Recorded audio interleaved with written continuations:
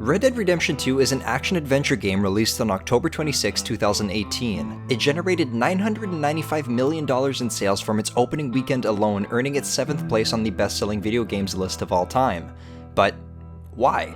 Was it the thrilling gameplay, the award-winning story, the enchanting open world, or something else perhaps? Hi, my name is Crabbit, and today we're going to see what makes Red Dead Redemption 2 so amazing.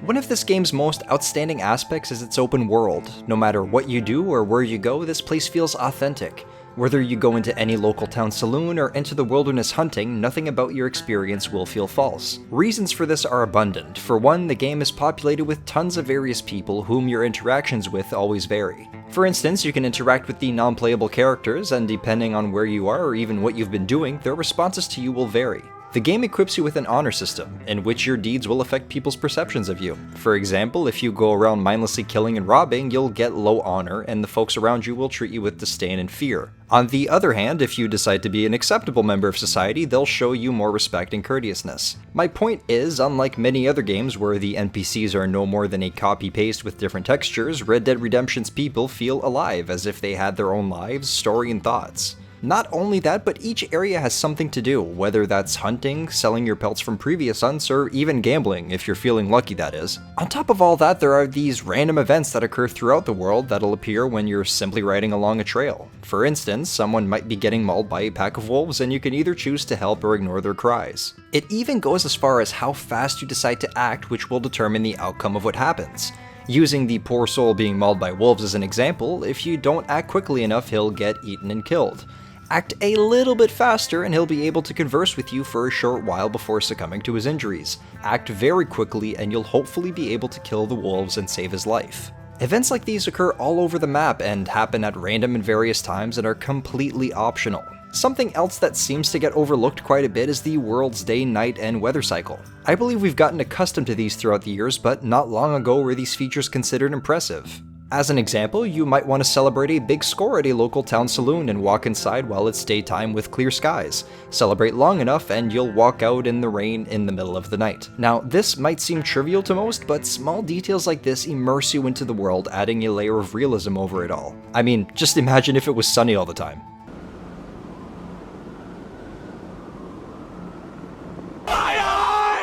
To paraphrase, Red Dead Redemption's open world is nothing short of extraordinary. No rock went unturned in the sculpting of it all, which makes sense when you look into how long it took Rockstar to create the game. You see, I have a term for Rockstar. I like to say that they like to cook their games.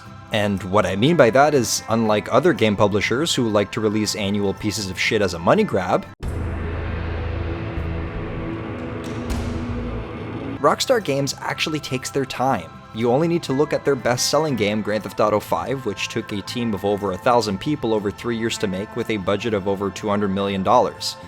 Red Dead Redemption 2 took over 8 years of development, so trust me when I say that this is a very well-sculpted world. He was like an annoying little brother to me. What fun we had riding together. What a goddamn mess we are making of things. So, obviously you can't just mindlessly roam around doing random events and shooting people. Well, I mean you can, but eventually you'll get bored, which is why there is a main objective for you to follow throughout the game. Now, there's so much I could say about Red Dead's award-winning story, however, let's stick to the basics for those who haven't played it yet, even though the game came out nearly 6 years ago. In layman's terms, you play as Arthur Morgan, an outlaw and member of the Dutch Van der Linde gang. Set in 1899, you must deal with the decline of the Wild West, all while evading rival gangs and Pinkertons sent after you following a botched ferry heist in the fictional settlement of Blackwater. The leader of the Dutch Van der Linde gang's name is, and you'll never guess this, Dutch. Well, he's always obsessed with carrying out one last heist to secure the gang's future in order to retire, and oh boy does he always have a plan. The plan! One last time! I had a plan! I ain't got a final plan yet. I have a plan. You just have to trust me. But you leave the planning to me. It's all going to plan. Stick to the plan, Arthur.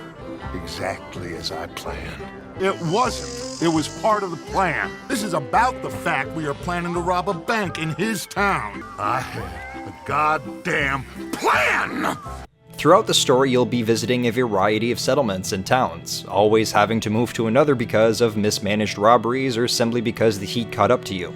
Now, there's nothing stopping you from visiting these settlements early if you so desire, but aside from random events, there won't be much happening until your gang catches up to those areas in the main story. Now, I think this is a perfect time for me to tell you an issue I have with the game. A lot of its story is told to you through dialogue while riding to a main objective in the story. Well, I told you! There's a wagon with a lockbox passes through every week. They switch outriders just north of here, but the front wagon's by itself for a stretch before the last run down in the roads. Now, there isn't anything inherently wrong with this, however, most of the time you'll be following someone not able to ride any faster than a gallop so the dialogue has time to finish. Again, nothing inherently wrong with this, especially because the dialogue is so well written, but sometimes I just want to get to where I'm going, and I can't because Dutch has to tell me about his 54th plane he's had in the last 24 hours. I had a goddamn plan! Again, small gripe, but I thought it was worth mentioning. Each new area you reach will leave you with new objectives, opportunities, and items for you to collect or purchase. The end objective for each settlement you reach is usually concluded with a big heist, robbery, or event that forces Arthur and the gang to move further out of the law's reach. Now, that's about all I can say without delving into specifics that might ruin a new player's experience, but I'll end this section on this. The story takes its time crafting the narrative and fleshing out each individual character and is superbly written. You only need to look at the list of awards it's won to validate that claim, with many calling it the best story ever written for a video game. Now, is it perfect? No, because I believe that calling anything perfect neglects any room for improvement, but it damn well sets the bar high.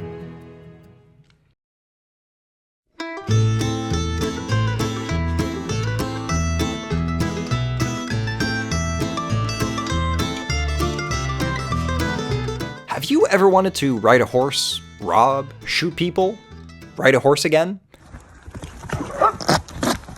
Well, Red Dead Redemption's your one-stop shop for all your wildest $18.99 dreams. Okay, in all seriousness, this game's gameplay is masterfully crafted at every corner, much like the rest of it, so let's start off with the basics, shall we? Your character is equipped with 3 major stats, indicated by icons, or as the game refers to them, cores. Health, obviously, indicated by the heart icon, stamina, indicated by the lightning icon, and Deadeye, indicated by the, well, dead eye. I won't go into health or stamina so much, since I believe it's pretty self-explanatory. Get hurt, lose health, run too much, lose stamina, but Deadeye is where things get interesting. Deadeye is this ability Arthur has to basically slow down time and mark targets for fast elimination. Very handy for those of you who can't aim or are easily overwhelmed. So, me, basically. You can upgrade your Deadeye by doing various tasks, such as earning experience, landing headshots and free aim, or even skinning animals. Each bar can be replenished with various items, food for health and stamina, and typically alcohol for Deadeye. Again, very fun and useful. Now, let's talk about transportation, since I'm sure you're eager to explore the vastness of the Wild West. Well, it's $18.99, so a Lamborghini, obviously. No, I'm just messing with you. It's horses. I mean, horses are walking around, but I doubt you want to walk everywhere, so horses it is. You do start off with a horse in which you can upgrade its bonding stat to get more maneuverability from it. For instance, bonding level 2 grants you a cool little trick. Level 3 allows you to skid, stop, or turn, and level 4 allows you to drift. These levels remain the same regardless of the horse you choose. But what if you hate your current horse? No problemo, because each town has its own stables where you can buy a new one. Certain stables have a higher caliber of horse to sell than others, so don't get discouraged if a single stable doesn't have the horse you're looking for. Name them, customize them, do whatever you please. Now, as many of you may know, horses are well, alive. So you do have to care for them if you want them to survive. Much like Arthur, horses have a health and stamina core which can be replenished by feeding them various foods such as carrots, apples, and sugar cubes. If only they had Deadeye too. Maybe in Red Dead 3. I'd also like to mention that you can fast travel from town to town using stagecoaches, buying train tickets, or by upgrading Dutch's and Arthur's living space in your camp and going to Arthur's map. Now, let's talk combat. This is the Wild West, so you do have a pretty good selection of firearms at your disposal. You also have a bow, throwing knives, hunting knife, rope, and much more. But what if, just like your horse, you don't like what you have? Well, don't worry, because just like the stables, each town has its very own gun store, where you could upgrade, buy, and customize your weapons. You can also acquire accessories from these stores, such as improvised holsters, ammunition belts, and more. And let me tell you that the gunplay in this game is so much fun. They even added little details, like for instance, if you don't want to necessarily kill someone who's shooting at you, you can always shoot their hand or gun itself to disarm them. You will have to clean your weapon every now and again after extended use, which you can do at any gun store or by buying cleaning oil for them, so you can just clean them wherever you may be in the world. However, the rope is where you can have a little bit of sadistic fun. I'm not even gonna say anything, just watch this. Leave me the hell alone! Okay, now. Don't run from me.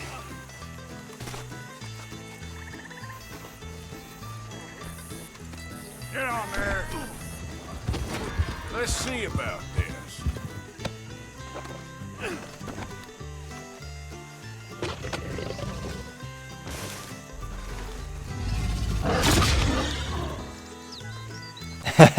Welcome to the Wild West. So, just like in real life, you can't simply murder someone.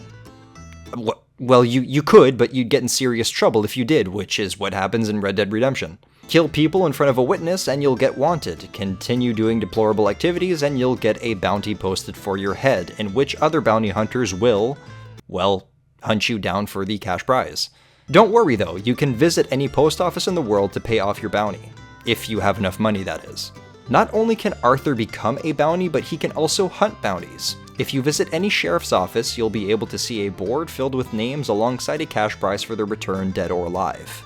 Alright, so this section is getting a bit long, so let's speed run a few more activities. Dueling, poker, blackjack, dominoes, five-finger fillet, hunting legendary animals, camping, searching for collectibles, robberies, photography, side quests, and much, much more.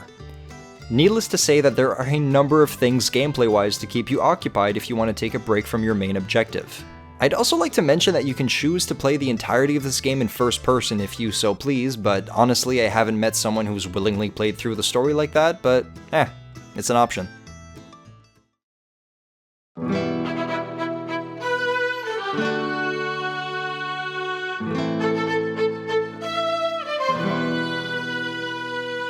So, I wasn't originally going to add this section in the video, however my friend who adores this game thought I should mention its soundtrack. After further thought, I actually agreed with him, since it's something that can get easily overlooked by most players and the tracks in this game are very well composed. Let's put it this way, if you already didn't feel like an outlaw in the 1800s, then hearing this will definitely do it.